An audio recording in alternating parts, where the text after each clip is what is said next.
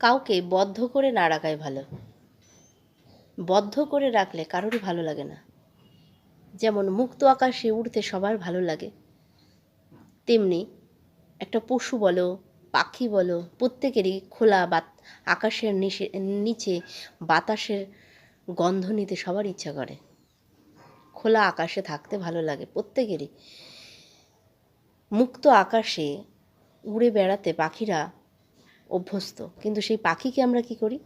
ঘরের মধ্যে আটকে পুষে আমাদের ইচ্ছা মতো, আমাদের মনে যেমন ইচ্ছা তেমনভাবে তাদেরকে রেখে দিই ঘরের মধ্যে।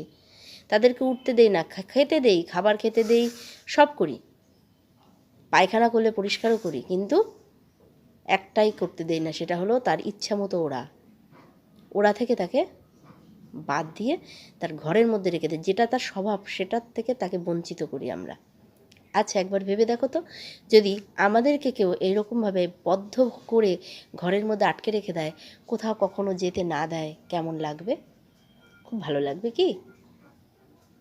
আমাদেরকে এরকমভাবে খেতে দেবে, কোনো কিছুর অভাব দেবে না, শুধু একটাই কথা, ঘর থেকে বেরোনো হবে না। ভালো লাগবে? আশা করি ভালো লাগবে না।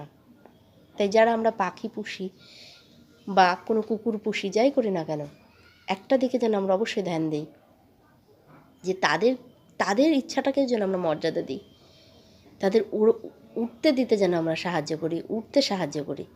তার মুক্ত আকাশে তাদের একটাই, পাখিকে যারা ভালোবাসি আমরা বা পশু পাখিকে যারা ভালোবাসি, তাদেরকে যদি সত্যি ভালোবেসে থাকি, তাহলে তারা যেটা ভালোবাসে সেটাই যেন আমরা করি, আমরা যেটা ভালোবাসি সেটা নয়।